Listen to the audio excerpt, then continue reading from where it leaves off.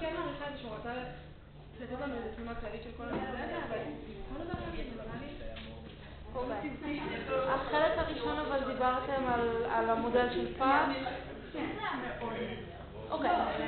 כל הקטע של הסוף, שהוא הגיע ל-VC Dimension, שם אני לא הבנתי. אוקיי. לא, VC Dimension... הוא הגיע ל-VC Dimension בחצי שעה. אוקיי. אני אדבר איתו על זה, אבל אני חושבת אפשר כאילו לעבור בסוף השיעור הזה, בהפסקה, בדיוק לאיזה נושאים, על מה הוא, בין מה למה הוא קיפץ, אבל... אוקיי, בסדר. אז יש לנו...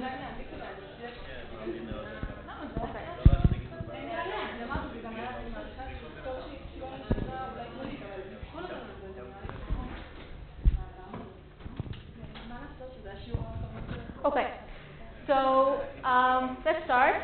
We really have a lot of things to cover today. And we're 2 minutes late, which is not good. So last time I got the feeling from many of you that you were still a little bit confused about the material on channel capacity. So I decided to dedicate a little bit more time to go over this one more time, show you a few more examples, and I hope this will help you clarify and sort out this topic. And now I understand that you are also very much confused about pipelining. So the second part of this Tirgul, we're gonna go over pipelining, and we'll see a few examples. And I hope that will clarify the main idea there. So let's get started. We have really a lot of things to do today. And this is the last Tirgul, so we don't have any buffers. But I do want to say a few words on the exam, so let's take that during the break. Okay, so come to me and we'll discuss a few things about that. Okay, so channel capacity. Okay, just to remind you, how we define mathematically, how we model a noisy communication channel, not necessarily noisy. So we have channel is defined in Shannon's communication model by an input, which can get any symbol out of a set, which is called the input alphabet, okay? By the output, which belongs to some output alphabet, which is another set, and this conditional distribution of the output given the input, which basically tells us how the input of the channel maps to the output of the channel, okay? And we define the capacity of the channel to be C. We call this C. We define this as the maximum over all distributions of the input. Okay, let's assume everything is discrete, finite. Okay, as the maximum over the input of the mutual information between the input and the output of the channel. Okay, and some of you have a bonus question in the exercise to show that this problem is concave, so we know that there always exists a maximum. Okay, and this is everyone here. Okay, we're all on the same page, great. So just something rather simple to notice about the capacity, we always have that C is greater or equal than 0, right? Why is this true? Because the mutual information is always non-negative, okay? And how can you bound this from above? R. No. Okay, just use this definition. So we know that the mutual information, if we have the joint distribution, okay, here we don't really have the joint. Right, that's in general for the mutual information is bounded by the minimum of the entropies, right? The entropy of X and the entropy of Y, okay? But here, both entropies depend on P of X, so we maximize this. So the upper bound on the entropy would be what? In the case of, we get a maximum entropy distribution over, exactly. We get it with the uniform distribution. We assume these sets are finite, right? So this is bounded by the minimum of log, let's say 2, everything here is log 2 in this theory. The cardinality, of the input alphabet and the log 2 of the cardinality of the output alphabet, which this bounds the entropy of X, and this bounds the entropy of Y. And in general, these two sets, the input and output, do not have to be the same. Okay, so this is something easy to notice, and it's also useful for as a sanity check. Okay, when you evaluate channel capacities, this is always a sanity check to start with. Okay, and also what we would usually want to do, okay, we want to send sequences of symbols. Okay, so we have here xn and yn, which belongs to xn and yn. Okay, we say that the channel is memoryless if we have that the probability of yn given xn. So if we have a sequence, we transmit n symbols through the channel, and then we get out n output symbols from the channel, then we say that this is a memoryless channel if this distribution factorizes to the product of Pyi given Xi. I goes from 1 to n, namely the transmissions are independent. Great. So just a few examples that we saw, and then we'll go to examples, then we'll see a few new examples. Okay, so what would be the perfect channel? Okay, we mentioned that last time. Noiseless channel, right? We don't have any noise. So the input is mapped exactly to the output. Suppose we have a noiseless binary channel. Okay, but it can be also with any number of symbols. So our input x can get two values, 0 and 1 or 1. Okay, and each input is mapped, and our output is also binary, so it's 0 or 1. And in the noiseless case, if we have a perfect channel which is noiseless, so each input is mapped exactly to itself with probability 1. Okay? And what is the capacity of this channel? Okay, so this channel achieves the upper bound, right? So clearly it cannot be more than a bit, okay, because we have this bound, and it also makes sense because we can send only 1 bit. Okay, but since it's noiseless, it achieves the maximum, and therefore it's exactly 1. So it's perfect. Okay?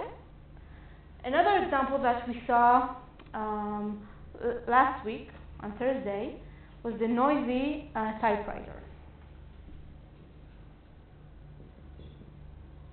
Okay, so there we had our inputs were letters, English letters. So we had A, B, so Z, that was X. And also the output of the channel was the same letters. Okay? But here we had some noise. So each letter is mapped to itself with the probability half, and to the following letter also with the probability half. So B is also mapped to itself with the probability half, and mapped to C with the probability half, and so on, until Z, which is mapped to itself with the probability half, and mapped back to A also with the probability half. Okay? So this is the noisy typewriter, and we saw on Thursday that the capacity of this channel, anyone remembers? Log 13.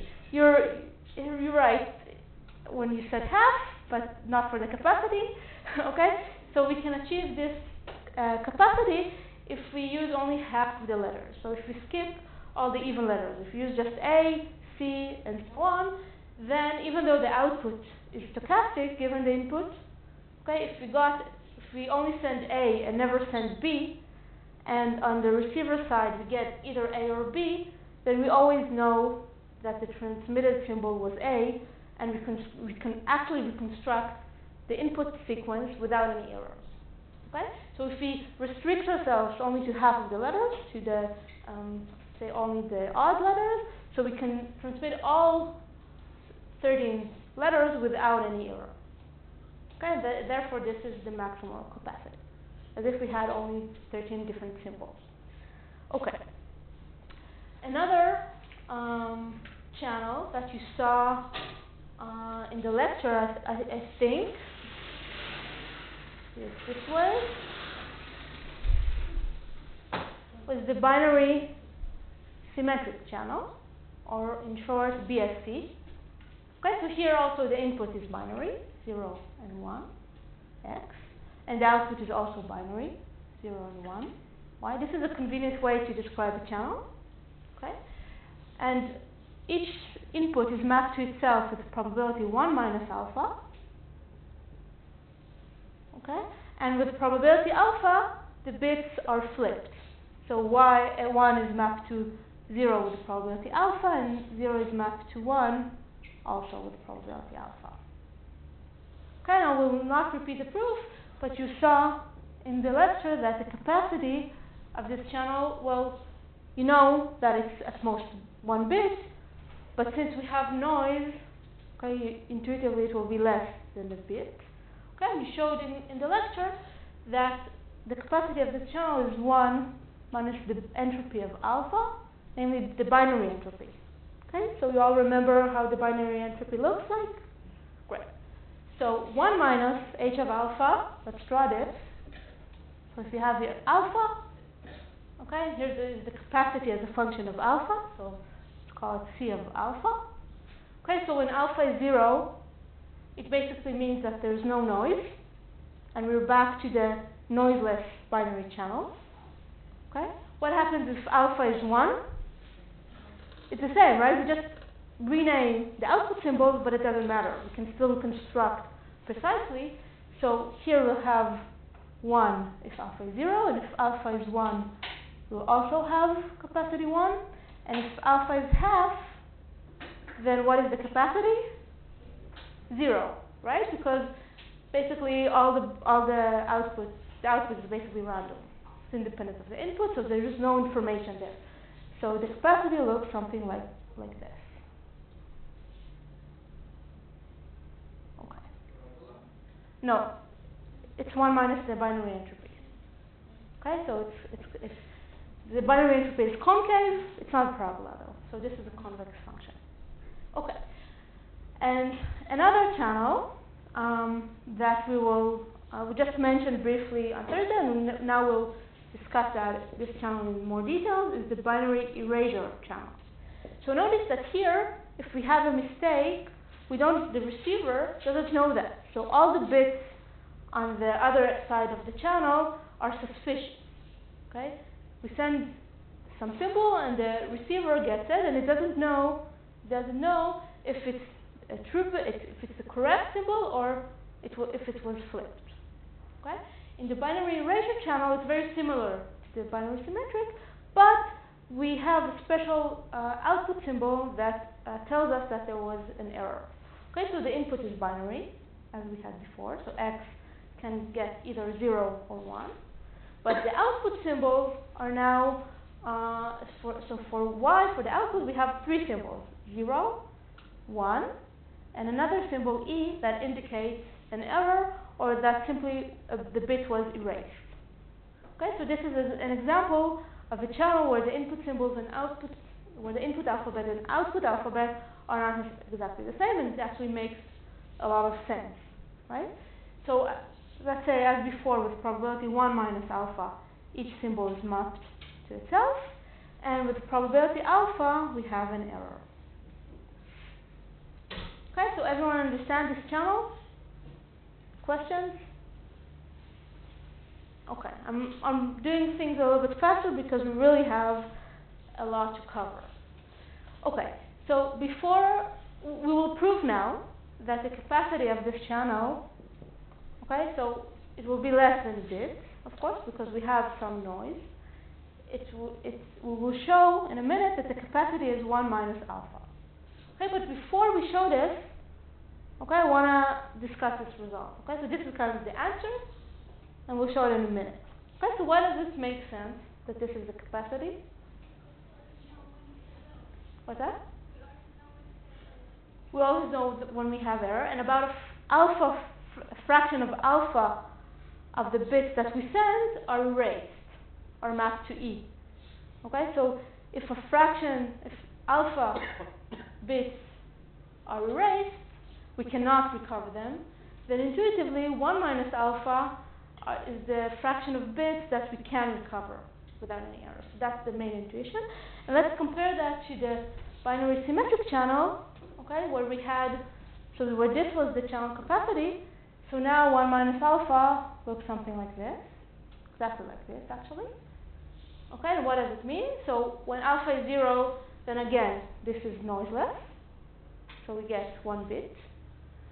And in general, at least for alpha less than half, but even more than that, this channel achieves better, a bit larger capacity. Okay, and it also makes sense, because here we don't know when there were errors, and here we do know. So intuitively, it's easier to correct these errors if we know them, as opposed to cases where we don't know them. For instance, if we have feedback, which we don't, but you can imagine a case where we can simply, if we got an E, if the receiver got an E, he can ask the sender to send this bit again, for instance, whereas here we cannot do that. Okay, so the intuition is clear? Okay, let's prove this. Okay, so now we're proving this. Okay, so proof. Okay, so the capacity of a channel is the maximum over P of X of the mutual information between the input and the output, and I'll write that as H of Y minus H of Y given X. I can always do that. Okay, let's now handle each term separately. Okay, what we want to do, we want to express these terms by alpha and by the distribution of X, and then find the distribution over X, not over Y, that maximizes this. Okay, so even though we're looking at entropies of Y, don't forget that we're maximizing over the distribution of X. Okay, so let's start with the H of Y given X. Okay? So this is simply sum over all values of X. Okay, we have only 2 values, but it doesn't really matter. P of X times the entropy of Y given that X, the random variable, equals this specific value X. Okay, so if X is 0, then Y can get 2 values. Okay, one with probability alpha and E with probability alpha and 0 with probability 1 minus alpha. So what is the entropy of Y given that X is 0? Okay, so here are two values, so it's basically a binary random variable. Okay, with distribution alpha and 1 minus alpha. Okay, so its entropy is the binary entropy of alpha, right? And same if X equals 1, right? Because symmetric. So this is simply the binary entropy of alpha.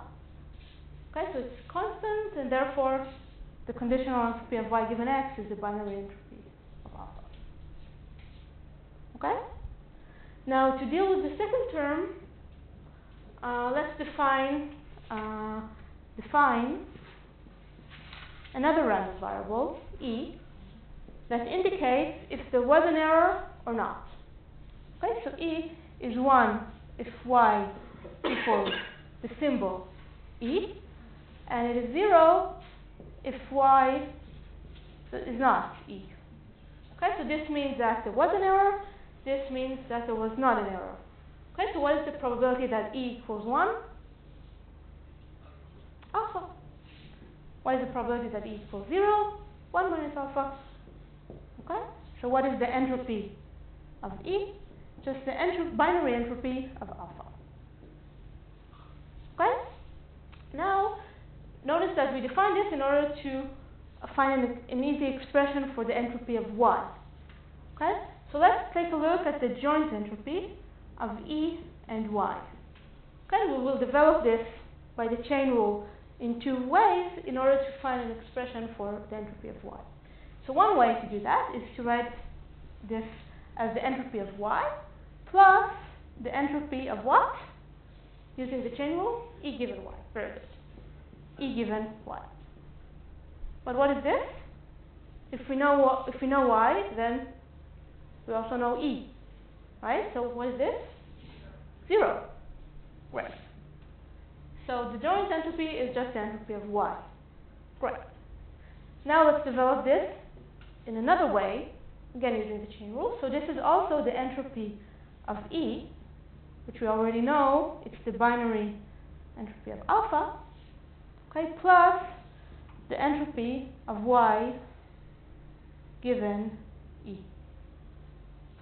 Okay, so now let's take a look at this term.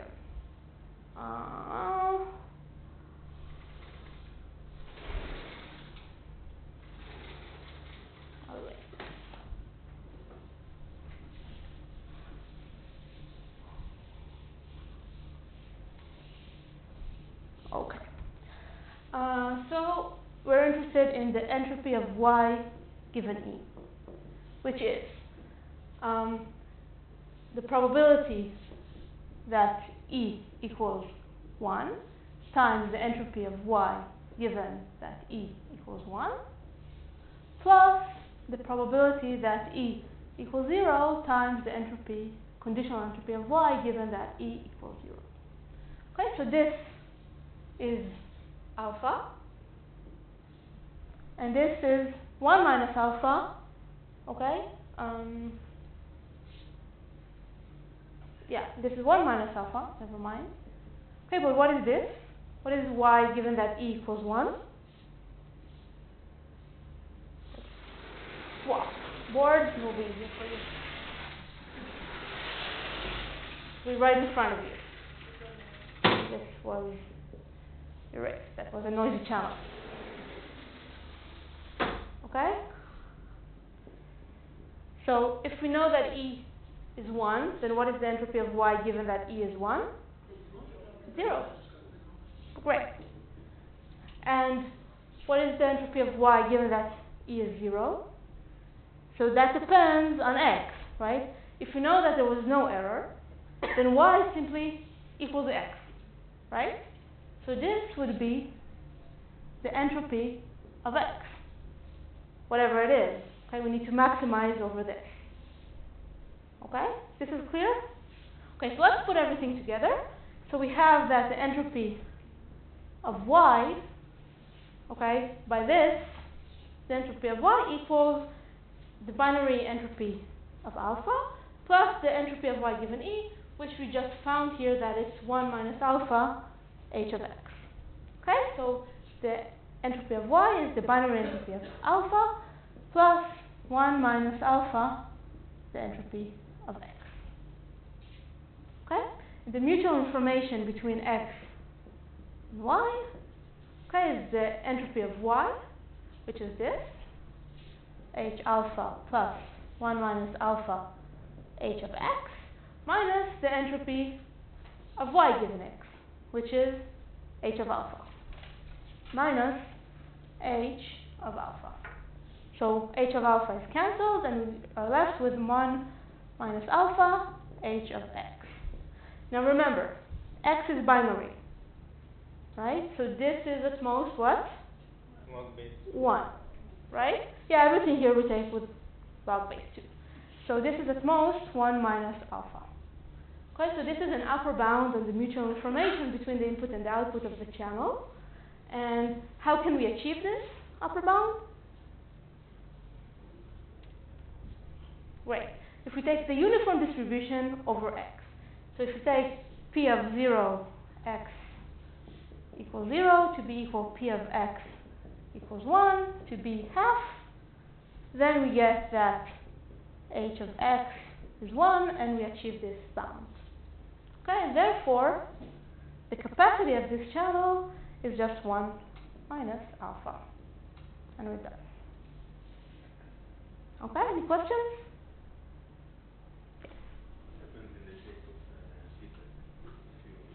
So it turns out that feedback does not, you cannot get a better capacity if you have feedback. It's not intuitive at all. You can read about it in Cover and Thomas, but it's not in the scope of the course. It's indeed surprising. Okay, great.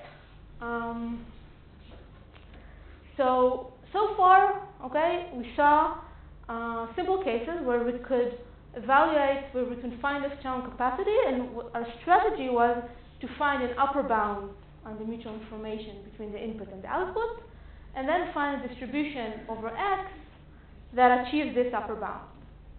Okay, but sometimes, well, in general, first of all, in general, there is no closed form solution for the channel capacity. Okay, but since it's a concave function, there are a few iterative algorithms that can be used to find the capacity and the distribution P of x. Okay?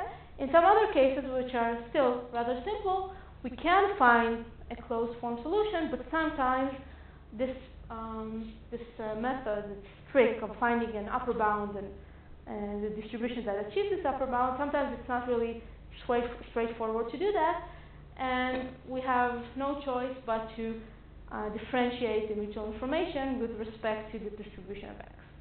Okay? So that's another strategy to find the channel capacity, and let's see a simple channel for which we have to do that. Any questions? Great. Okay. So this channel is called the Z channel. Okay, because it has a Z shape. Okay, so it's a binary channel, so the input is again binary, and the output is also binary. But now one symbol is very reliable, so 0 is always mapped to itself, with the probability 1. But the second symbol, 1, is not reliable. So with the probability half, 1 is mapped to itself, and with the probability half, 1 is mapped to 0, so it's flipped. Okay? Because it has a Z shape. Okay? And just as a side note, this is a very convenient way to describe simple channels, but another way to describe a channel is by the matrix. Okay, so we can think about, this is just a side note. Okay, we can think about P y given x as a matrix. Okay, where here we have x and here we have y, and each cell in the matrix is a probability of y given x. Okay, so the matrix that describes this channel would be 1, 0, half, and half. Okay? This is just another way of describing the channel. Okay, so all the channels we wrote so far, we could also describe in this way.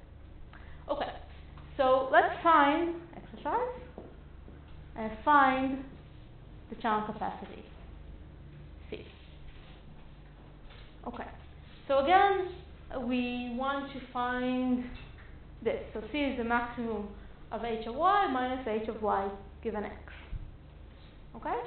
So notice that what is h of y given x? Okay? So if, say, p of x equals 0, the entropy of y given that x is 0, plus the probability that x is 1 times the entropy of y given that x is 1.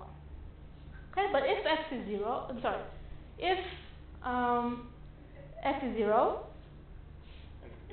then the entropy is 0. Okay, so this thing is 0. And if x is 1, then what is the entropy? Yeah, it's the binary entropy of half, right? So it's the binary entropy of 1/2, which is 1, because we're taking all the logs to be with base 2. Okay, so let's define this. Let's call this Q. Okay? So if we find Q, then Q defines the distribution over x, because x is binary. Right? So the entropy of y given x is simply Q.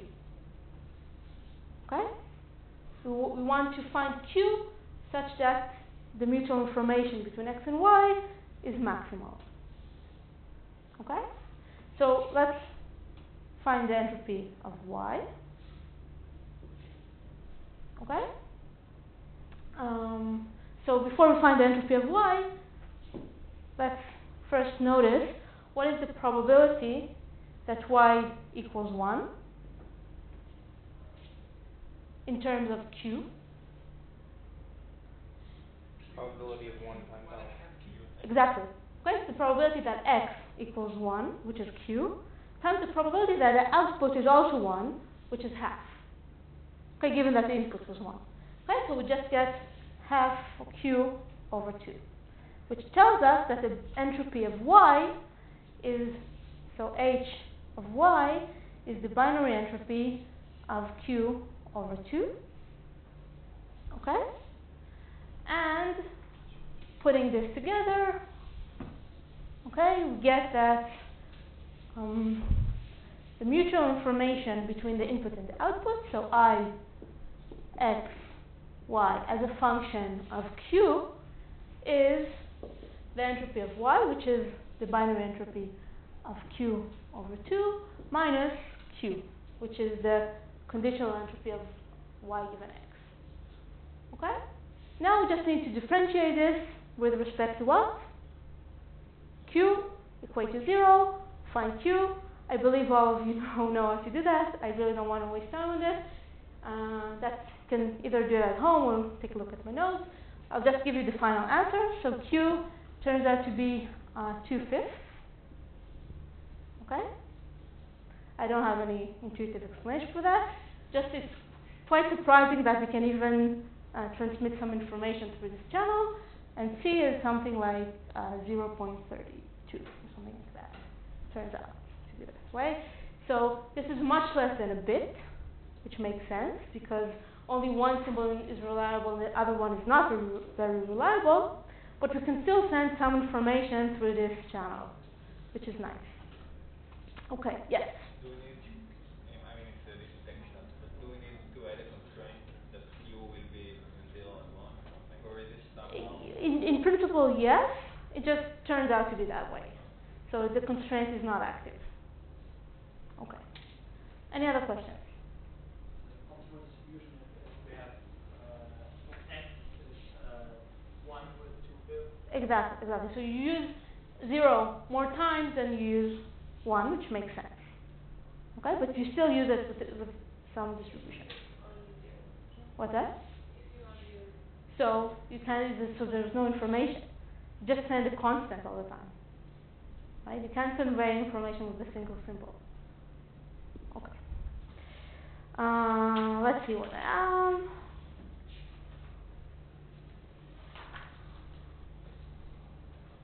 Okay. Okay, so we have a little bit more time. Let's do quickly a few definitions. So last time on Thursday, some of you were concerned that not everything was clearly defined in class. So what I'll do now is I'll give you a few definitions that basically are necessary to understand Shannon's channel coding theorem. Okay, this is a little bit technical, and Tali did not cover this in class, so this is just to help you better understand the results. And of course, we will not show the proof. The proof of the theorem is very long, but it's a beautiful proof, and Tali gave you the main ideas and principles during the lecture, which you are expected to understand at the level that discussed it. Okay, so let's talk about for a minute about the full communication model. Okay, so we have now a message, W, which belongs to a set. Okay, we can think about it as just an index. So we have M messages. Okay, we can think about them as indices. We then encode this message to the channel alphabet, to a sequence of n, to a string of n symbols, that input symbols to the channel. We denote this by xn. Okay, and there is some function f that encodes this message into a sequence, into a word that will be transmitted through the channel. Then we have the channel, as we did before. Okay, and the channel gives us a sequence of output symbols, yn. Okay, and then we want to reconstruct our message, the original message. So we have some function g that's mapped from the output symbols to the indices of the messages, and we get a reconstruction w hat. Okay. So this is the communication model we're considering for channel coding. Okay?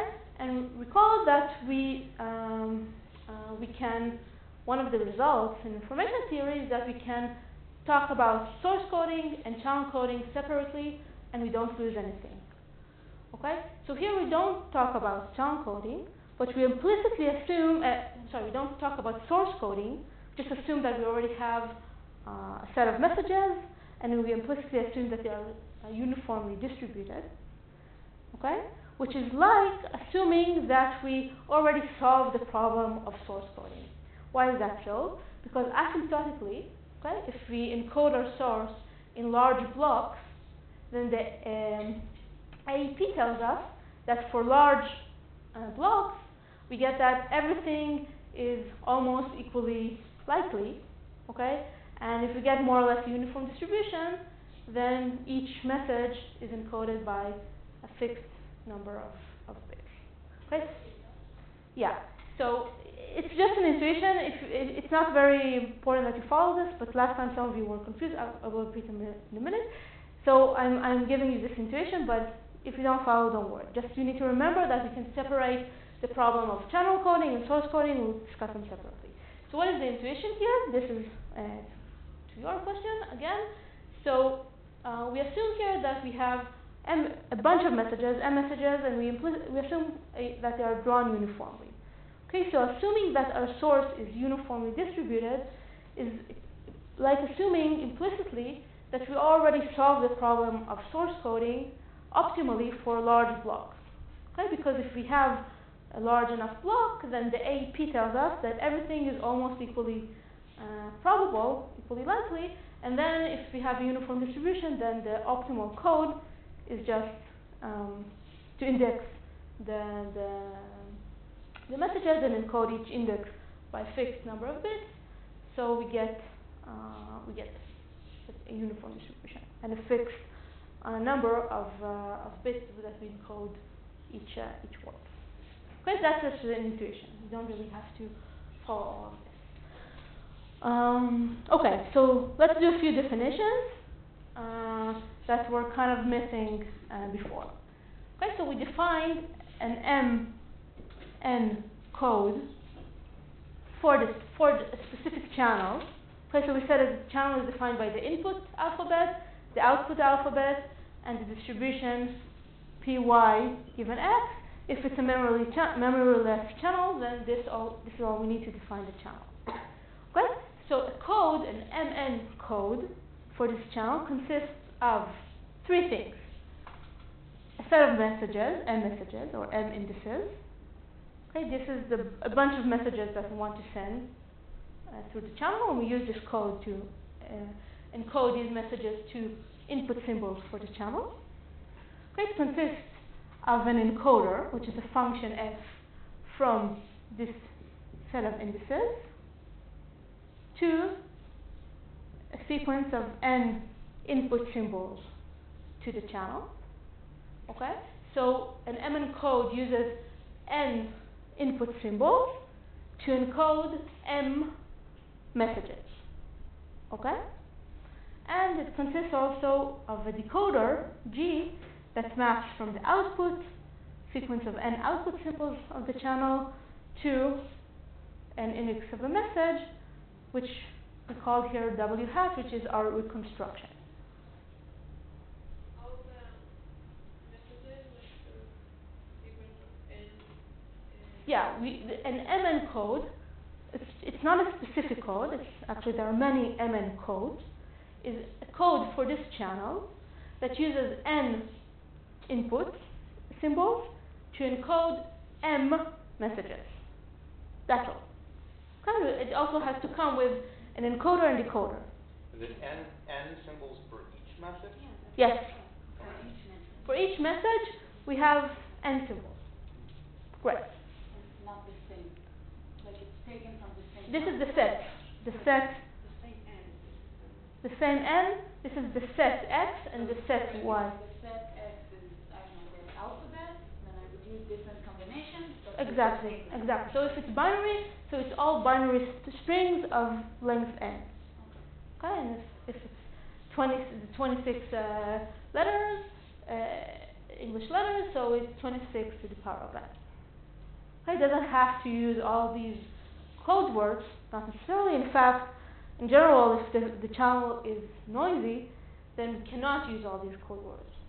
Okay, we have to add some redundancy, and then we need to use less. Okay, but that's different thing. Okay, so in this model, the quality of the code is measured by the probability of error. Okay, so let's define the error of the code. Okay, so the probability of error. Okay, so for a single message, we define this by lambda w. Okay, it's just the probability that our reconstruction is different than our what we intended to send, given that what we intended to send. So it's the probability that g of yn, okay, so this is simply w hat, is different than w, the message that we intended to send, given that what we sent, xn, was the code word f of w. Okay? This is just a conditional probability that we made a mistake. This is for a single message, but you want all of these errors for all the messages. You want all of the lambda w's to be small. Okay? So we define the maximal error. Let's erase this to be simply the maximum. Okay? So let's define lambda n to be, for a specific code, to be the maximum over all w of lambda w. Okay? So we basically want to require that this would be small. Okay? Because if this is small, then all of the lambda w's are small. Okay? Great.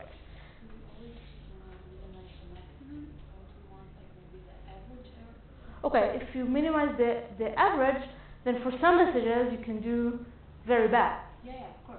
So we don't want it. We want to make sure that for all... We assume all the messages are uniform, like with the equal even then... if I have a message that's very rare, but then I'll have a large error. Right. So we assume uniform distribution, and we want to make sure that all of the errors are very small. Right.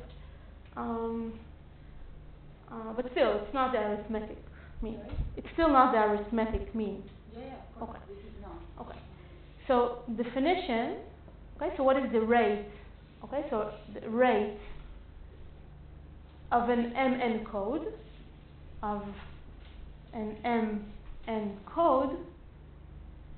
is defined as R, which is log 2 of n. M here is just the unit, so it's measured in bits, divided by n. Okay, so the rate is a property of code. Okay, and also the error, the probability of error, is also a property of the code. So this basically tells us how much information per symbol we can transmit, how many bits per symbol. Why is that? So intuitively, if we want to encode n messages, okay, to encode n messages, so we need log 2 of n bits.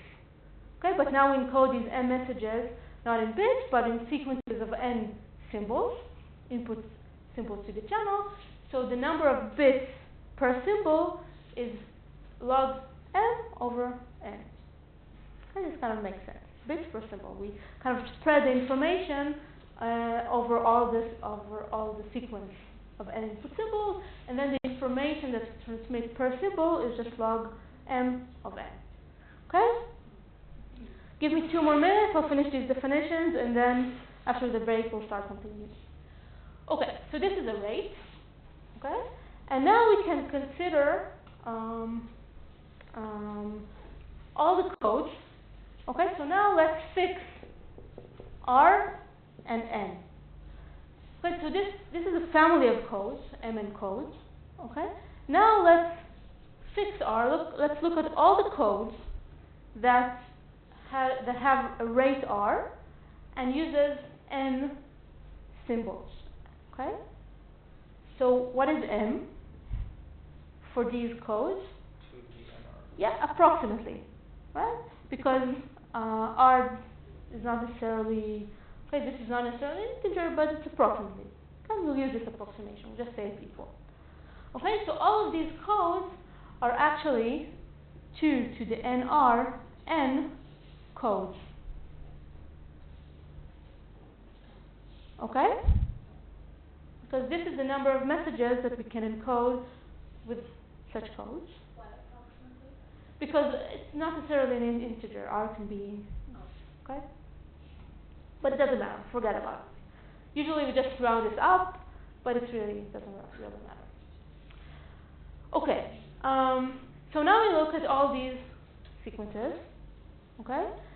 And we define a rate R is achievable. Okay, so intuitively, we say that a rate is achievable if when we take n to infinity, the error decreases to 0. Okay, so we can achieve arbitrarily small error with large sequences of input symbols. Okay? So R is achievable if there is a sequence of 2 to the NR n codes such that the probability of error, lambda n, goes to 0 as n goes to infinity. Okay? So we want R to be achievable. Okay, we want to find a code with rate that is achievable because we want to reduce the error to 0 or to achieve arbitrarily small error on the one hand. On the other hand, we want R to be maximal, right? Why is that?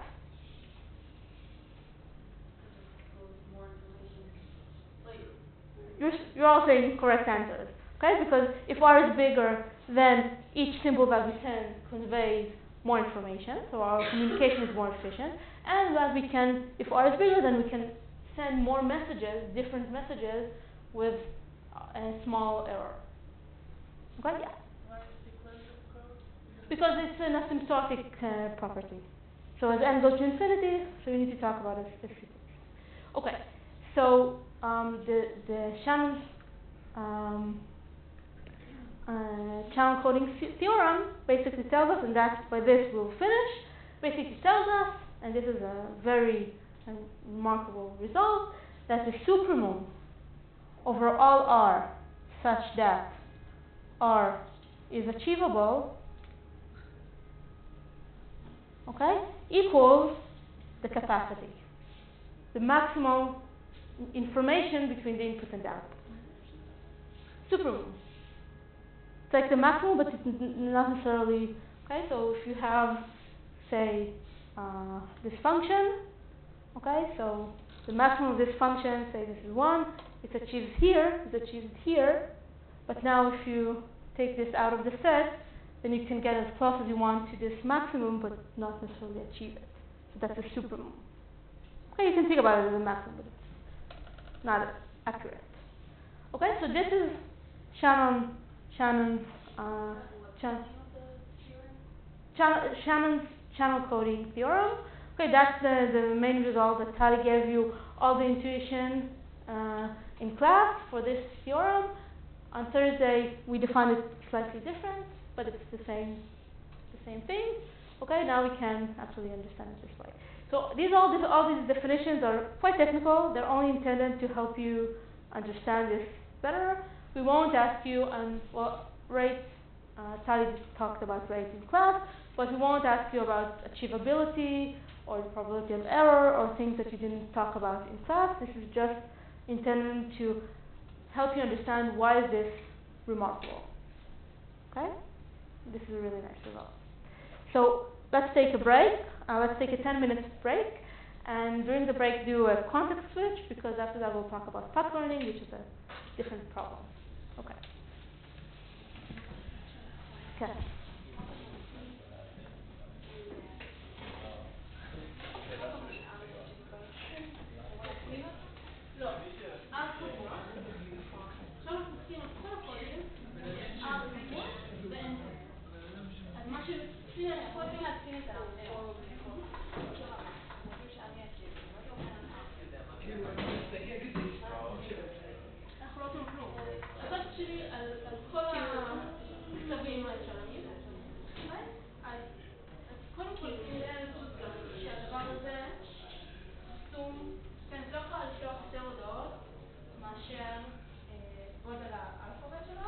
כאילו, המקיפים כאן כל פה איזשהו חסם עלה. זה הבינארי הזה אחד. אבל לא מספיק. הבינארי הזה יש איזשהו חסם מגיע עליו. תבין שחסם הרי אם אין קבוע, אין טוב, כל קבוע משתמשים עכשיו משתמשים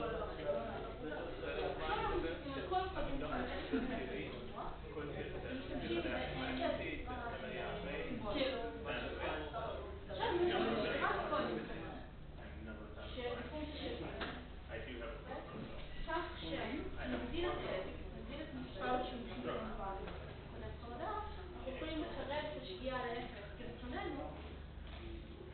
צריכים לעשות את זה.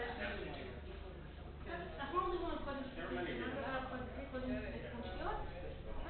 זה רק אומר שאת יכולה להשיג עם הקצב הזה שגיאה שהולכת בוא ניקח דוגמה למשל, זה לא כל ארץ שמביאה את זה. לא. הנה בוא ניקח דוגמה, זה שאני שואלת, מה מעניין לך? בוא ניקח דוגמה את הנויזי פייפר. זה כמו A, B, C ו-A, B,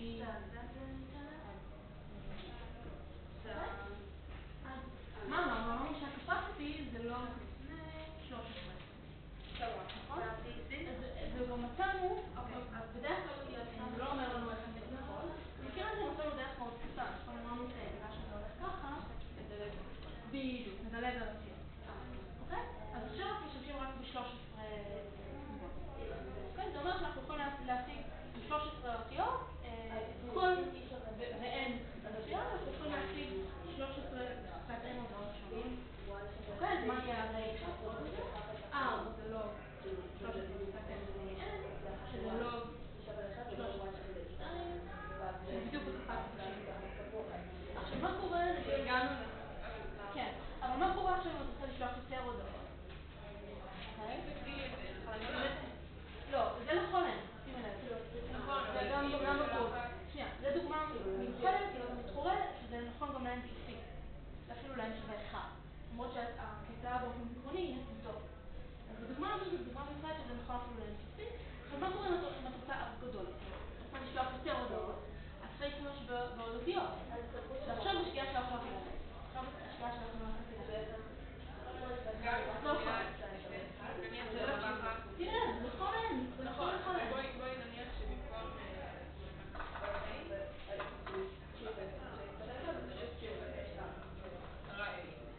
תשימי פה אין שווה אין. לא, אבל אז את תדעי מה זה, כי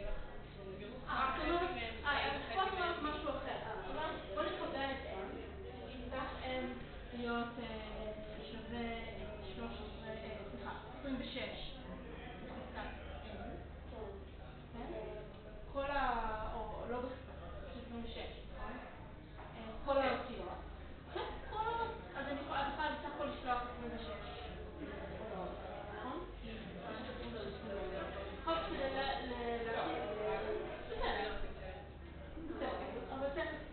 אבל אני אעשה את זה על סימבול אחד, בנייה בגלל אז אני עכשיו עושים את זה. חוק כדי לתקף השתי אוטומטיות האלה, נשלח את A אין פעמים, ונשלח את B אין פעמים, וככה נעבוד את השתיים. אז בוא נניח עכשיו נעשה מסתורן לאורך אחד, אז N נשאר קבוע 26, ו-R יהיה 26 כי N, ואם אתה פתחת את N לאינסוף, אתה הולך ל-0. ואותו דבר, אם הייתי מסתכל לך במסגרות של N פריים, אנחנו לא יכולים להתחבר שזה באפליקציה. לא, אז עכשיו מסתכלי על הסדרות ארוכות יותר, אז אני צריכה עכשיו כאילו כל סימבול מסתדר על לשלוח הרבה פעמים, עד שלא תסתכלי על זה, תסתכלי על זה, זה לא מעניין. כאילו, אני חושבת שאני חושבת שאני בטופינה שהבנתי את זה של משהו. כאילו ברגע שאת אומרת שאני כאילו, אני צריכים להגביל אותי. זהו, אני פשוט הייתי עד כמו אני שואלת מה במראה לה. בדיוק, זה בדיוק אומר שהם תרצי הרבה גדול יותר. אז אם תרצי הרבה גדול יותר, אז אני חושבת שתהיה אוקיי. כאילו מה ששאלתי זה, אנחנו רוצים שהוא יהיה שגבול, אז אנחנו נגביל אותו, לא יכול להיות גדול מדי, אבל אנחנו כן רוצים שהוא לא יהיה קטן, בגלל שאנחנו רוצים להעביר מידע. אז אמרת שאנחנו יכולים להגיע תוצאות, זה הקפסיטי שזה התחושה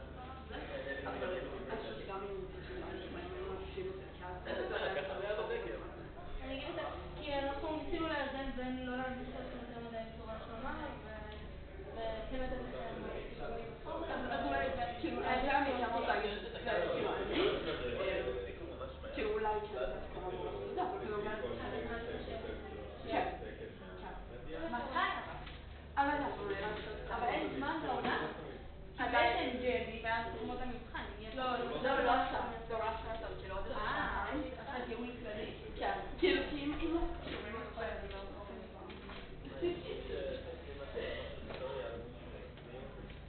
לא, אתה, כל מאמר שכתוב על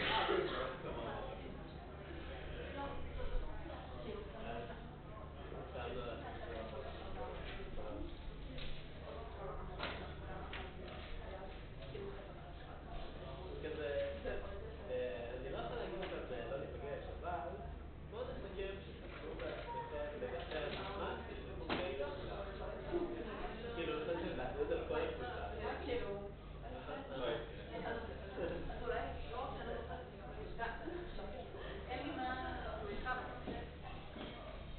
נכון, אבל זה יהיה...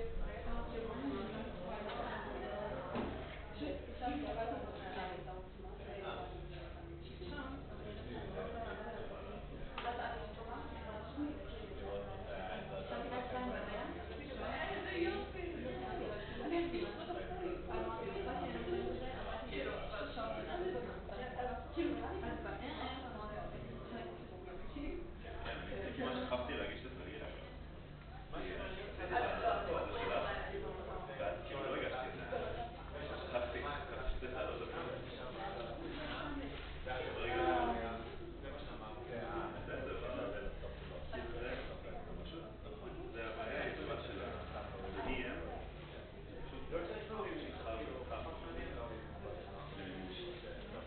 אני כאילו, מה זה התבלבלתי? לא אינטואיטיבי. לא, אני לא התבלבלתי להם, הם שולחים לנו קוד. אני שמעתי אותו. כאילו, אני רואה את זה, איפה הפוסטים? אני רוצה לעבור שתיים, מה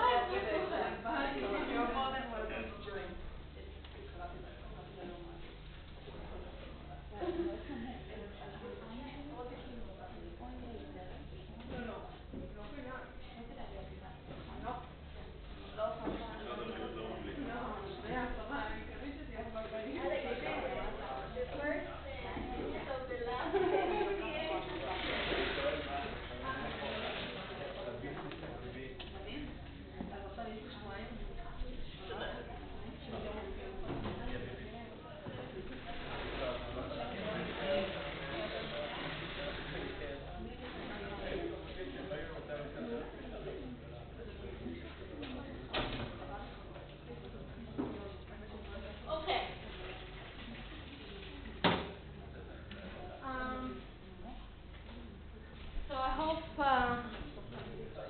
you all did a context switch during the break. We can now talk about factoring, which is a different problem. More similar, slightly more similar to the problem that when we saw learning problems, we want to learn some parameter, but this time we don't really want to learn parameter. Actually, we don't really care about distribution. We want to learn some classification rules. Okay? So, stop learning. Okay, so I'll quickly remind you the framework, the setting. Okay? And then, so if it's still a bit confusing for you, if you didn't understand things during the lecture, feel free to ask, but I really want to get you now to the example as fast as possible because I think that will help you to also understand. So let's try to go over the setting quite fast. Okay, so we have a domain X to set X, which are examples that we want to classify. For example, that could be images or text. For instance, if you get an image of a handwritten digit and you want to say what is the digit, okay, that would be the label. Or if you get an email and you want to classify if it's spam or not, okay? So we have also a label set, and we'll all consider here binary labels, namely that y is plus minus 1, but the framework is more general than that and can account for multi-class classification and even continuous labels, which in that case we get a problem that is called regression, which we also cover in this course. Okay? So we can also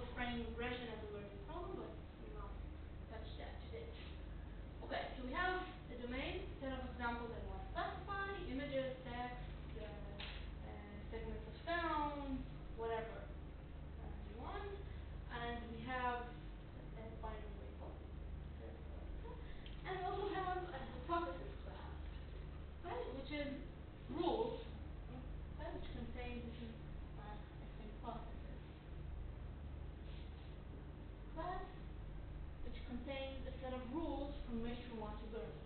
So each hypothesis in H is a function from X, set the domain, to the label Y. Okay?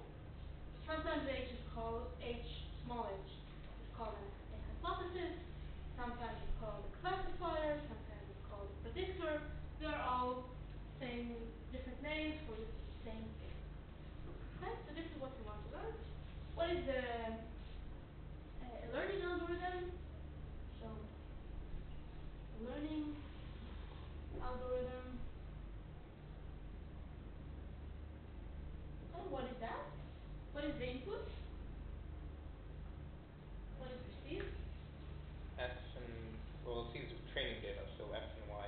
Right, But the it's sample. samples. Right, the sample xn of xi, yi, I goes from 1 to n. This is called training data, okay, or training sample, okay, which is labeled example.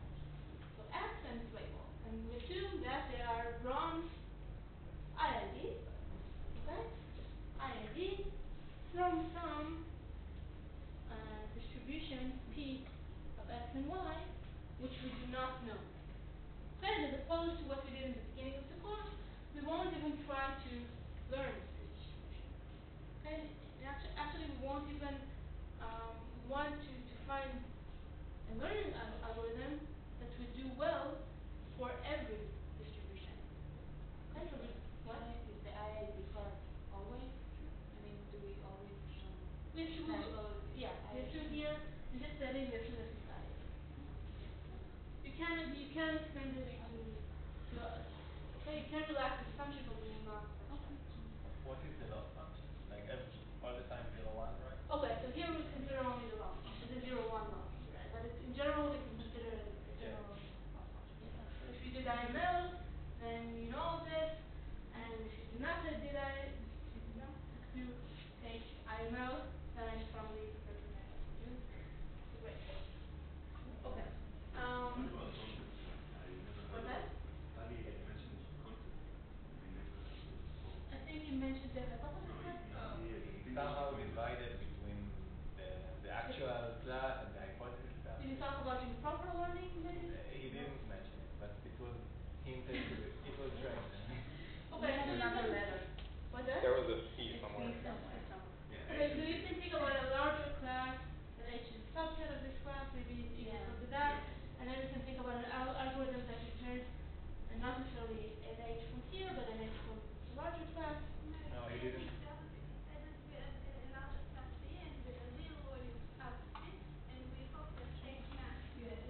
Okay. It was realizable. Okay. Sorry. Okay. Okay.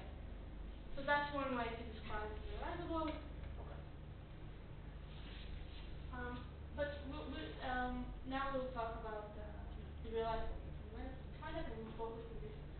Still go on only on the realizable case. Okay. So the input to the learning algorithm is the sample ID. Sample that is drawn ID from P of X, Y, from some unknown distribution. It's important. This is unknown.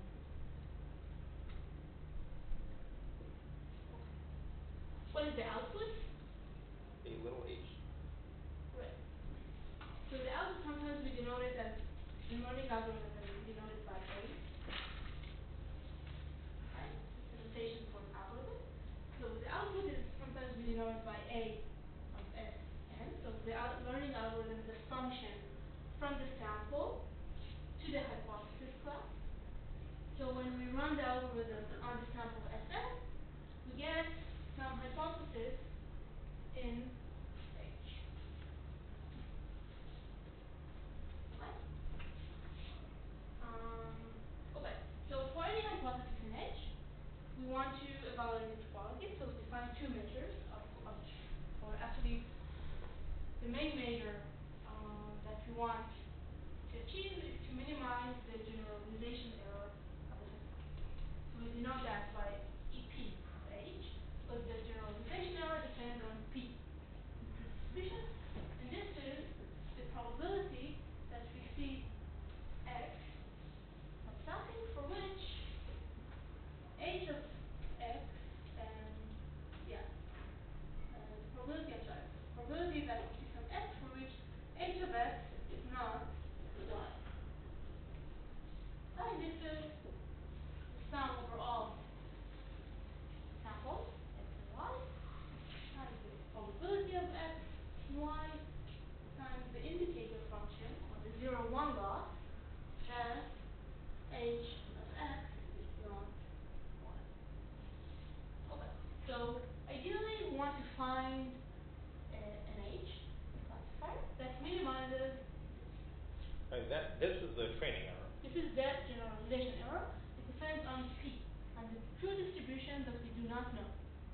But the generalization error should be an expected, like what you wrote there is an empirical mean, right? No, this is a true distribution. Ah, This okay. is just, okay, this is the probability of error, and it's just the true distribution. I assume here that the domain is discrete, but if not, just replace this by an integral, and this by that other function. Hmm. Okay, we assume that. Okay, we don't know P. That's the problem. If we knew P, then we could, what would be the optimal classifier? Bayesian. Okay, the one that minimizes given that. No, but we don't know. Then we define the empirical error, which is something that we can evaluate, is how well this hypothesis is doing on the sample that we observe. So this is, we get a sample, and we can evaluate the empirical error, which is 1 over n, sum over I goes from 1 to n, 1 if h of xi is not yi. In other words, we go over all the samples, and we sum whenever we make h makes a mistake, and then we take the average. Then we can write this also as sum over x and y times the empirical mean of x and y, where the empirical mean of the sample, the frequency, normalized frequency of this pair x and y, times the 0, 1 loss as we have here, h of x, different from 1. Okay. Okay, so we said we want to minimize this, but we don't know P, that's the problem. So instead we evaluate the training, this is sometimes called the empirical error or the training error. Okay, we talked about ERM, the ERM principle, which is empirical risk minimization, which tells us, okay, if the empirical error, the training error, is a good approximation for the true generalization error, then we can try to minimize this. Okay, and if our assumption that this is a good approximation, then our algorithm would do well. Okay, so NERAM is not really an algorithm, it's more like a learning principle. Okay, and there could be many ERM algorithms. Basically, we say that an algorithm is an ERM algorithm is to return an ERM hypothesis, H ERM, which is any hypothesis that belongs to the set of all hypotheses made over H that minimizes the empirical error. The empirical risk, the training error, these are all equivalent names for this concept. So E and N of H. And this is of course also a function of the sample, but I want you to be patient because we don't want to cover certain.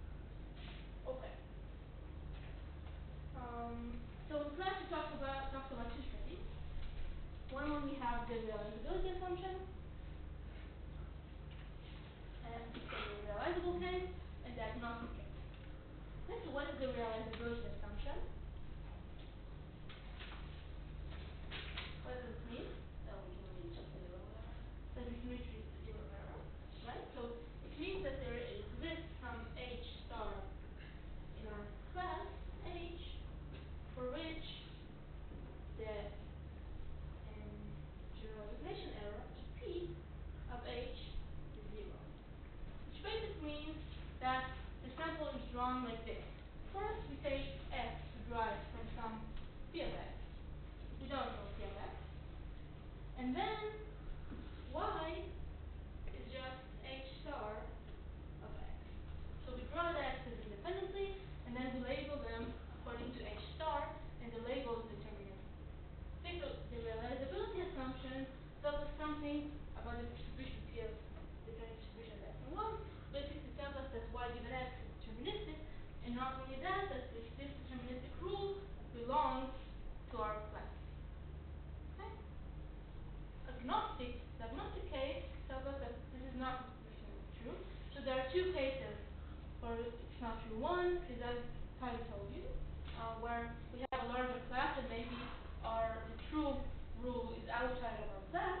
But there is another possibility, I don't know if Tyler mentioned that, where there is no ground truth. Okay, for example, maybe the label y is some noisy stochastic function, but we're trying to learn a deterministic rule, so we'll always have some there. Okay, so these are two cases where we are agnostic. We'll now talk about this further in this tableau. Now we'll only focus on the realizability function. Okay, we're calculating under the realizable case. Okay, any questions? Great. So let's define the overwhelming long definition, but it's very, I think, beautiful. And once you get it, also makes a lot of sense. What does this mean that we can learn in the FOC model? Okay, so definition, which is FOC learnability. But it's a long definition. Takes some time to digest it, so don't worry if you need to read it a few times before you fully understand. Okay, so a hypothesis class H is said to be FOC learnable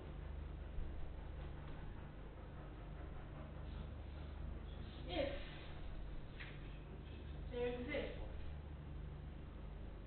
an algorithm. There exists an algorithm A, a learning algorithm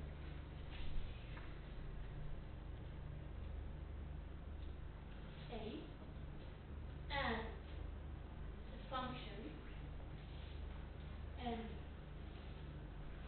H that receives two numbers between 0 and 1, which would be epsilon and delta, which we'll define in a minute, to the integers. So basically n subscript h will tell us how many samples we need in order to learn. So we need that there would be a learning algorithm A and some function that gets two numbers from between 0 to 1, epsilon and delta. Okay, returns an integer with the following property, such that for every epsilon and delta between 0 and 1, and for every distribution p xy, that is realizable. So we're talking about a hypothesis class, not Yes, so we say that the class is learnable. Okay? If we have a learning algorithm for this class, and we have a function that also depends on this class, this is why I have here the subscript h, okay? Such that for every epsilon delta, and for every distribution p xy, that is realizable, okay, that satisfies the realizability assumption. So we define calculability under the realizability assumption. And it holds that if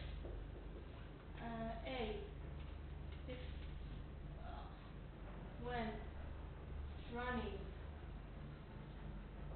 A on n that is at least n h of epsilon and delta, ID samples from P, then we get that the probability that A on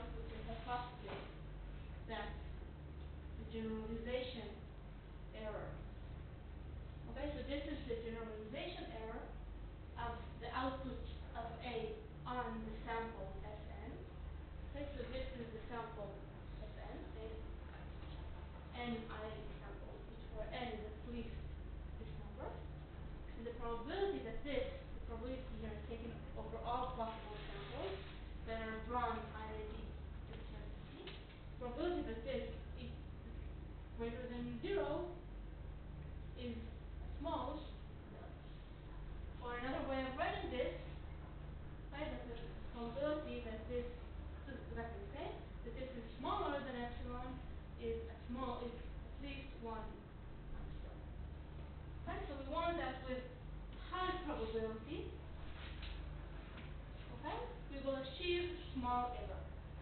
So but is probably approximately correct. So probably delta reflects the probably. Right? We want to be probably correct. And epsilon reflects the approximately. So notice that this is not a worst case procedure or objective.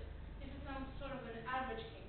We allow some error, but we want to make sure that the error is with low probability, and then that we can get arbitrarily small error with high probability, but then we'll pay a price in n.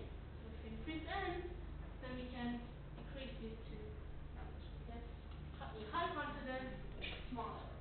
Any questions about this definition? Yeah. So can't we just define it in terms of getting zero error with 100% probability? Because if you can do it for an arbitrarily small epsilon and delta, right? The strongest case of that would be like perfect classification all the time. Yeah, but then you might have to get, if you want to reach epsilon 0, then in some cases you'll have to take n to infinity. Okay, so if the class is finite and the domain is finite, then it doesn't have to be all the examples, but the domain will be very large. And that's not relevant sometimes. And if the domain is infinite and the class is infinite, then n then you might not be able to reach epsilon 0 with probability 1 with a finite n. And even though you want your algorithm to run in a reasonable amount of time and generating data is expensive, okay? So sometimes you say, okay, if I get 0.001 error, that's good enough for any practical reasons, and I want you to do that with high confidence, then n could be not so big. Okay? That answers your question? But in principle, the idea is that in theory it is possible to achieve zero error, but in practice it may not be so. But we can define like a criteria for how much error. Yeah. Well, in theory you can get an arbitrarily small error. Yeah. Okay. Zero might be only in this case.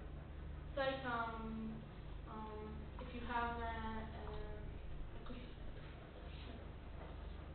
think about it as an estimation, right? When your quality of the estimate, it's better as you take n to infinity, but sometimes you can do a perfect estimation with finite n in most cases. Okay. Anything else I want to say about this? Okay. Just a small comment. So this function here, n h of epsilon delta, is called some complexity, but it's not exactly accurate what I just said. So the sample complexity, notice that there are many functions. If h is half-learnable and we have this function, then there are many functions like this, right? Because if say nh epsilon delta satisfies this definition, then also nh epsilon delta plus 10 will satisfy this definition clearly. So we define the sample complexity to be the minimal function, and it's a function that for every epsilon delta assigns the minimal integer. Okay, we'll call it sample complexity, but we won't really make the distinction so clearly. Yeah. So in general, there can be many functions like this, okay? Because if this is a function that satisfies the definition, then this plus 10 is also. Okay, so we define the sample complexity as the minimal function, the one that assigns the minimal integer, the minimum sample size. Okay, so let's do this now. So let's start with a fairly simple example, okay, which is we know before we do examples, okay, what do we need in order to show that a class is half-learnable? What do we need to show according to the definition? We need to show two things. First of all, we need to find a learning algorithm. Okay, in most cases, the learning algorithm, or in cases that we're considering here, the learning algorithm would be an ERM algorithm. Namely, we need to find an algorithm that returns an ERM signal. Okay? So this is one thing. And the second thing, we need to find this function, sample complexity function, for which this property holds. Okay, so these are the two things that we need to find. Okay. So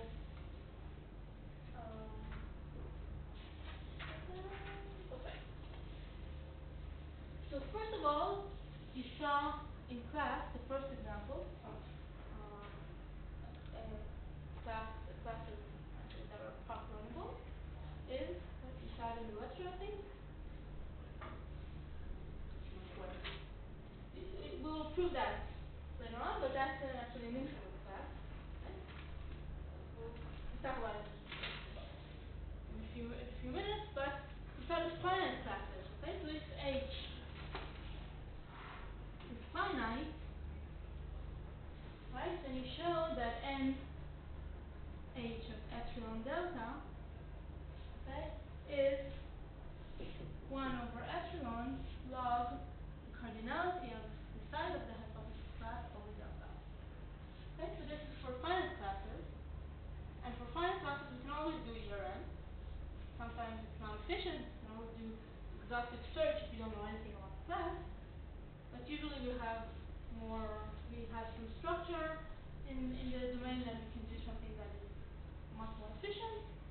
And this would be our sum of complexity. Okay, so we can learn with ERM and we get this sum of complexity. So any finite hypothesis class is path learnable. Can you repeat the general what you said about in general if we want to show that a class is programmable? Okay, so we need to show. Notice here that the order of the quantifiers in this definition is very important. Right? If you change them, then you break it. Okay? So we need to find we need to show that there exists a learning algorithm. So we need to find a learning algorithm, which would be an ERM algorithm. And we need to find a sample complexity function for which this property holds. Okay? So these are the two things that we need to do. And for finite hypothesis classes, we basically show this in the lecture. Okay? That every finite hypothesis class is path learnable in this. And don't you have an issue here of bad samples? In terms, whenever you have an n, right, and you say that within n examples you can generalize, but maybe if you have a bad sample, you can't generalize at all. No, because this guarantees, yeah, you can get a bad sample, but this assures that the probability that you will get a bad sample is very small. It's bounded by delta. Okay, even for finite classes. But the sample, but I'm saying that if you get a bad sample that you're training on, right? If you train on a bad Okay, sample. so sometimes you will fail. You're right. But what is the probability that you get a bad sample, then you run the algorithm, and then the generalization error is larger than epsilon? Okay, that could happen. But you want to make sure that happens with probability at most delta. So it's not likely to happen, but life can get tough. So the probability is about the training sample, is about getting a bad sample. The probability over all samples from IID from Z, that when we take the algorithm, we take the sample, we run the algorithm on the sample, then we get this is some hypothesis, and then the generalization error of this hypothesis would be at most epsilon, just with high probability. Not for sure, just with high probability. And you're right, your intuition is perfectly right. We will basically want to bound the probability that we get a bad sample. And we still want to do that. Right. In the set. Okay, so we saw that any finite hypothesis class is path learnable with this, with at least this number of samples. Notice that for specific finite classes, we can get even a better sample complexity. Or be more accurate, we can learn the sample complexity is actually smaller than this. We can learn with fewer examples. And try that actually simple exercise, try to think about it. Think about a very simple finite class where we can learn with very few samples, which is less than this class. Okay. Let's see another example where we have, so these are finite classes. So we saw that. Let's take a look at two infinite classes. Okay, so we'll start with a case where our domain is just the real numbers. Then our hypothesis, so this is the hypothesis is some unbounded interval. Okay, so assume that we have some A star. So we assume relativity. So So assume that H star corresponds to some A star, and label everything that is above A star with a plus, and everything that is below A star with a minus. Okay? So we denote H star by H of A star. Okay, let's define formally the hypothesis class. So H is of the functions H, small h, that are defined by a single number A, okay, such that H of A of x is sine of x minus A, and A can be any real. And so this is like just a formal definition of the hypothesis. And what if X is A? So whatever you want. One. Really doesn't matter. Okay? So give me an algorithm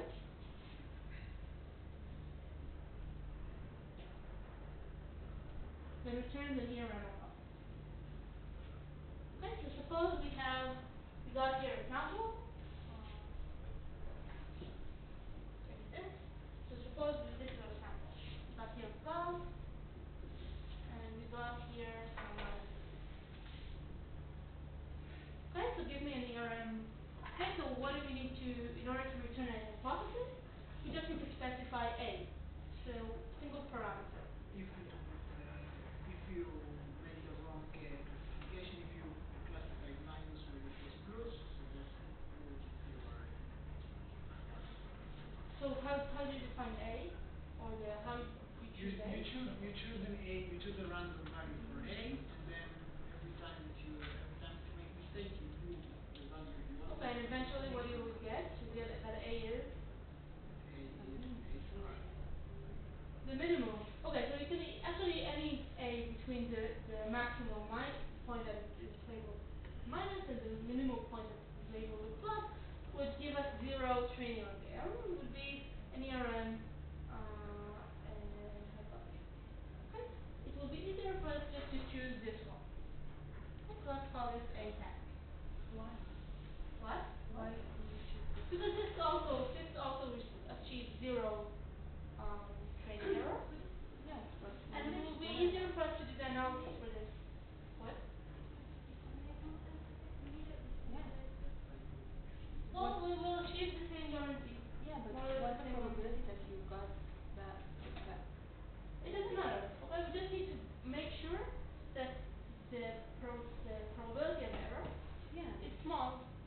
Okay? But when you want to generalize it, You can actually show that doesn't matter. that for any threshold here between you would do well. The analysis would be either for this and through the plus. Okay, so we can just do that and it's good enough. We'll see that in a minute. Even though it might be a little bit counterintuitive. Okay, so just return H of A hat. Everyone sees why H of A hat is an ERM hypothesis? Okay, I'll take that for it. Okay, so recall that A star, the true hypothesis, classifies all of the points here as plus, right? But A hat classifies all the points above A hat as plus, and everything here as minus, right?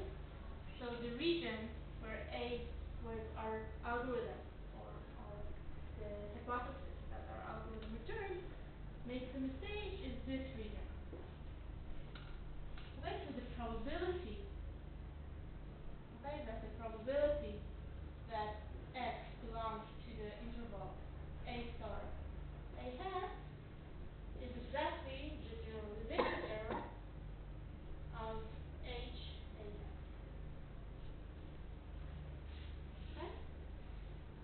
So what we want to do now is to require that we have enough samples such that this probability, okay, would be small with high confidence. Okay? So I'll first give you the main equation and then proving it would be very simple.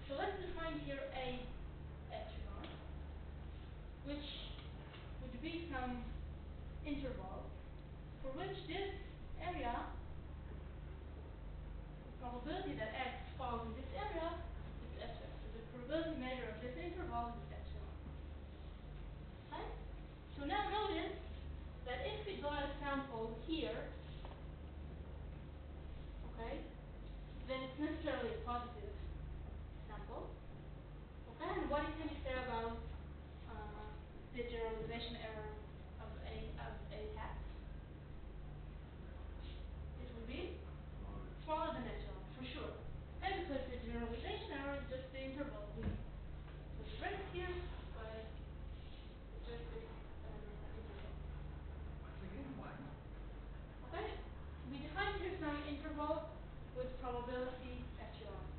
Okay, so if we drew a sample, then one of the x's got was here, in this interval, then we'll set a hat is here, or even if the highest a hat can be is here, and therefore, suppose this is a hat. Okay. And therefore this is the interval for which we have the generalization error, and the probability mass of this interval is smaller than epsilon.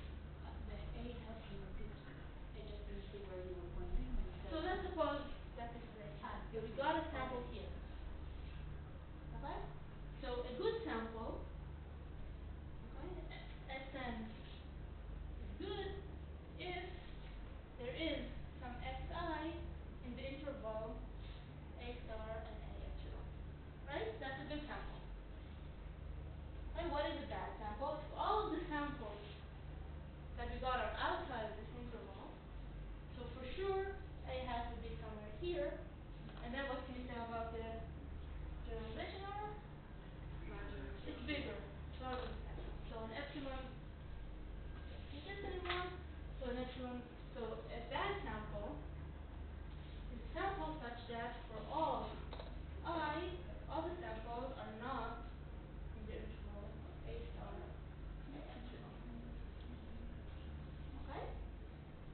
So this is an epsilon bad sample. Okay, and what do we want to do now? So intuitively, okay, so the probability that x is in this interval, a star, a epsilon, is by definition epsilon.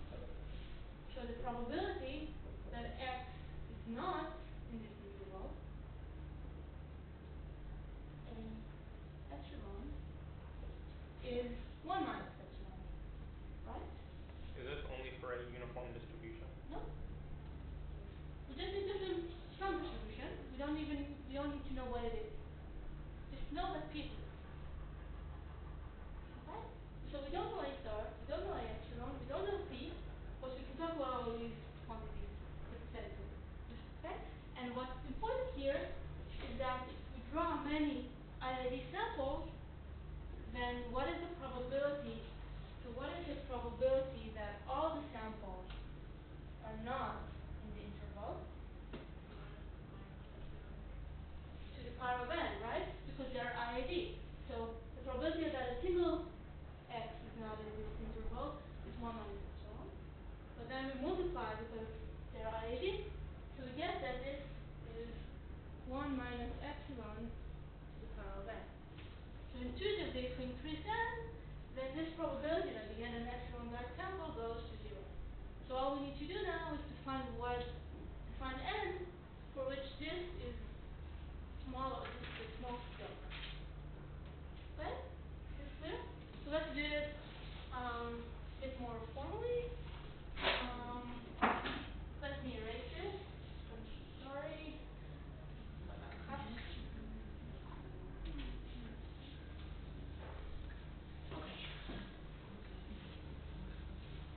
So we want the probability. I'm taking this definition. Okay, but yeah. How do you define the bad sample set? Just same as n, which was the implementation. S in green for a good sample set and S in red for the bad. Do they color? If we have a sample, this is just to give you the intuition. Like we have a sample for which some at least one point was in this interval, then it's a good one, and if we have a sample for which all of the points are outside of it, it's a bad one. Okay? I don't know, ignore the typing. Okay. So we want that the probability over all samples, okay, that's the generalization error of a hat. And notice that a hat depends on the sample, even though I did not write it explicitly. Remember that. Okay, so the probability that this is greater than epsilon, we want to bound this by delta. Okay? But this probability, as we showed there, is just the probability over all samples.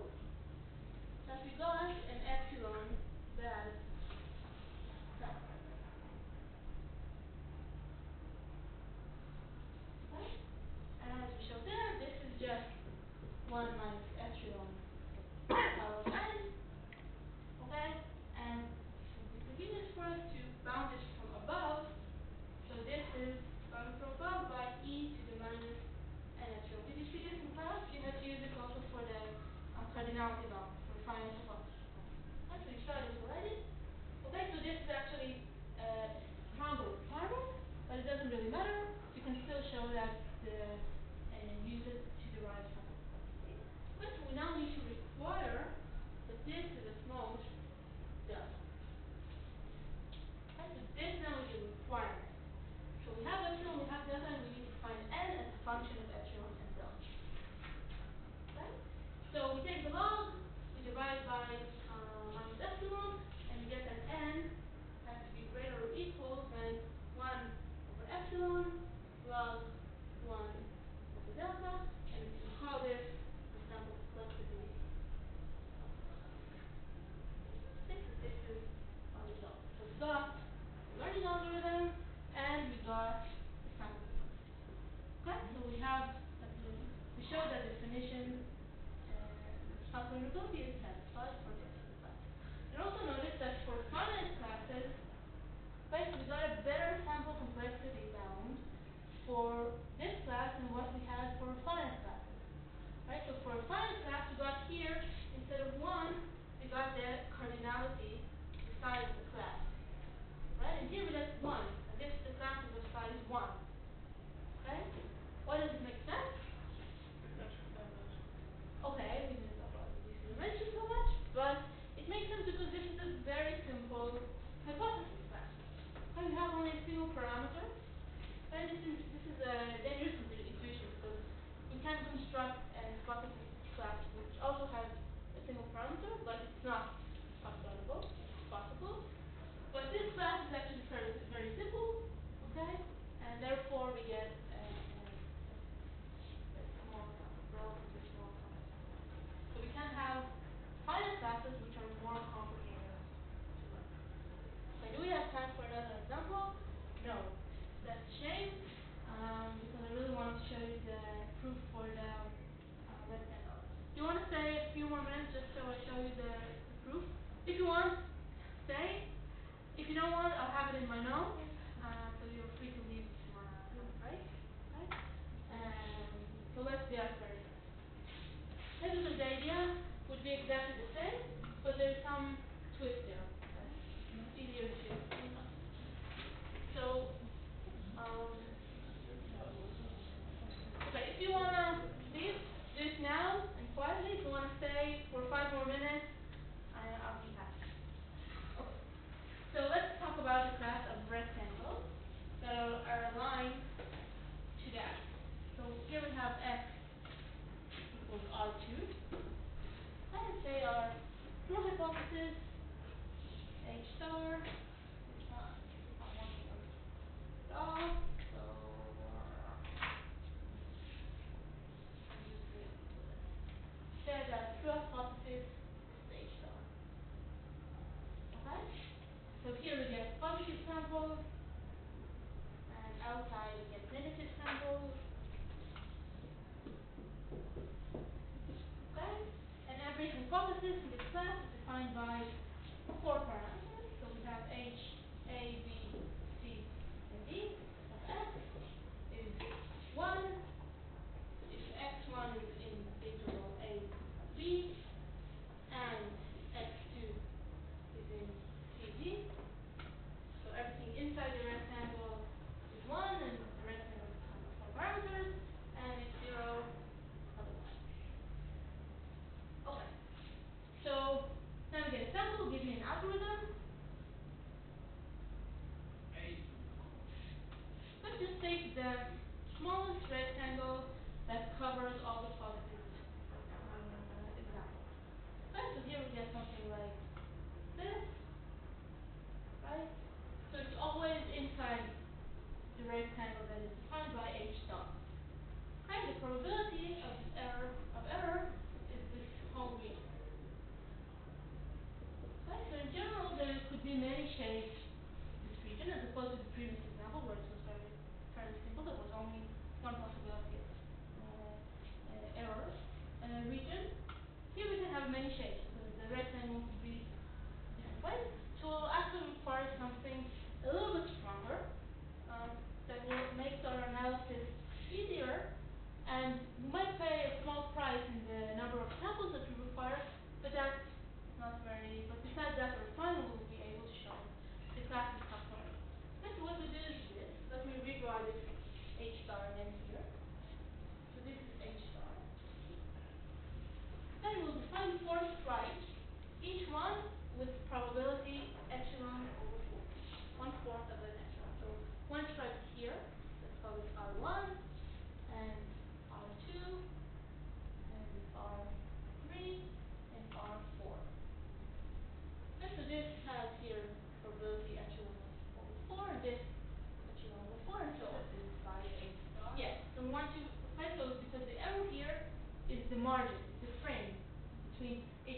and let's call this H ERF. Thicker also be thicker. Of course. So they're The other kind of strength. yes, it's in Also fact with they're the overlapping. Okay, so they're overlapping in the corners. This is why our requirement is a little stricter. We want that unity. Okay, so in general there could be many shapes. We don't wanna deal with all the possibilities, so we'll simplify. Okay? Notice that if we have a sample that we've got a sample at each one of these stripes, then that's a good sample. Right? Because then we know that H here M, what our algorithm returns, okay? Just one possible here H here M, but this is the one that we're referring to now. So the rectangle is within this frame, right? And we know that the probability of error of this frame is at most epsilon. Okay? It could be smaller. Why is that? Because the stripes are overlapping. Okay? So we count twice the events on the corners. So if you just count the probability of each stripe, you get epsilon, but the actual probability can be smaller than epsilon. Okay, but we know for a fact that if we got an example, a point, in each one of these stripes, then we're good. If not, then we might be then our generalization error might be bad.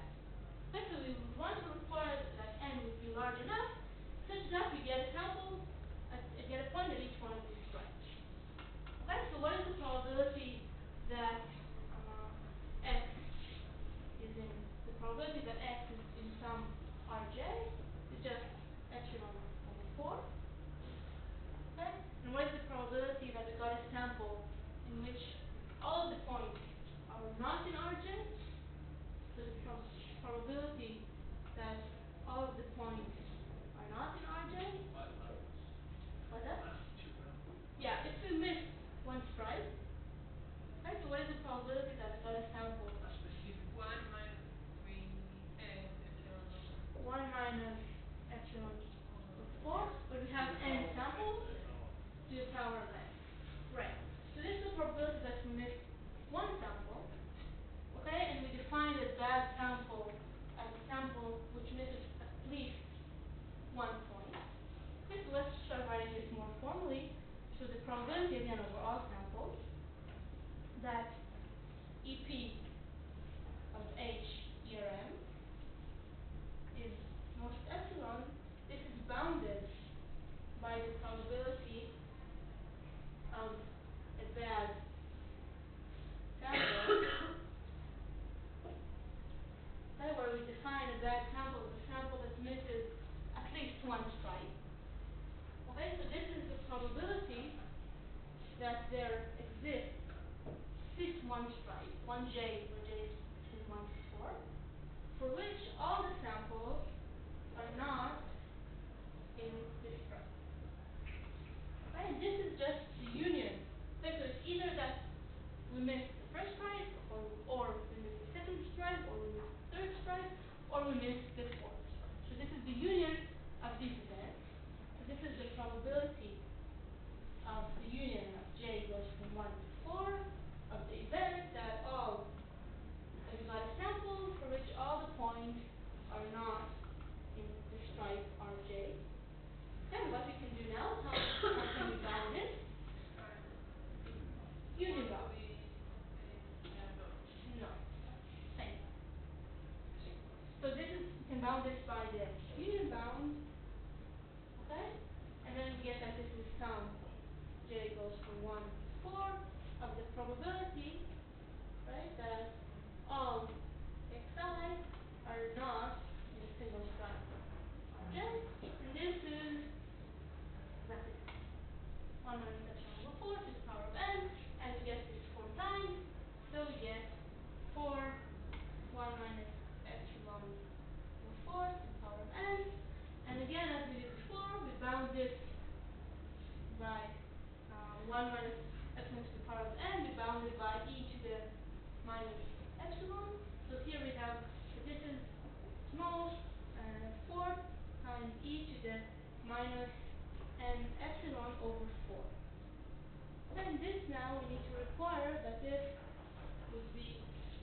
smaller, or at most, delta, okay? Where did it initially get the epsilon over 4 from? Because we define each strike to be the probability of epsilon over 4. So the probability that Oh, okay, because so this is by construction. so you're assuming that it's a square? Or Not necessarily, we don't know, it depends on the distribution. but Oh. if the length of R2, What do you mean a square? like if the length of R2 is the same as the length of R1, like they're both epsilon over 4, but you're saying that It's a it's probability a probability, measure. okay. Okay, so the Right. strikes could be very large or very Mhm. small, depending on the distribution, which you don't know. Okay. Okay? So now we just do the same trick as we did before, and we just get our limited answer that n is its most log, we divide, it's its most 4 over epsilon log 4 over 1. Yeah, we're done. Okay. Any questions? Are you alive? Can you say something Yes. about Yes. Maybe. So it should be told that we will get some examples of like how the exam would look like. How what? How the exam will be look like. Will Yes, yes, yes. Okay, so let's say a few words about the exam. So first of all, I will publish a few sample questions in a week or so.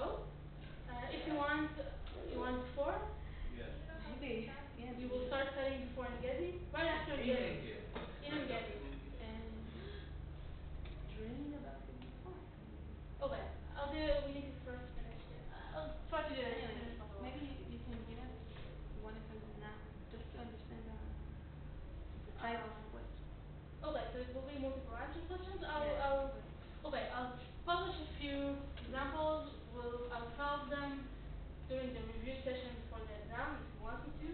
If you have any questions for the review session, please, things that you want me to go over or to focus on, please let me know as soon as possible.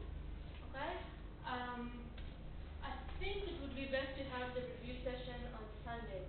Okay, so this way you have Monday just to go over this again and ask some questions, but I can do Sunday anytime you want. So who volunteers to coordinate a time? Well, I don't mind, you just say. 11 o'clock is the fine. Morning. Morning? 11? 11 No, o'clock. not 11. Morning. Okay. You, coordinate the time. Let me know. So Sunday before the exam, I'm happy to do an office hour before that, or any time that you want, just drop me an email. And I don't know if Sally told you, but you can bring 4 pages, A4, so two papers, sheets, 4 pages. You can write down whatever you want. So we don't expect you to memorize too much things. We do expect you to understand them better. So the fact that it's multiple choice questions doesn't mean that it's necessarily harder. It means that our focus will be more on the understanding and less on, I don't know, making stupid calculation mistakes and losing stupid points for that. Okay, so yeah.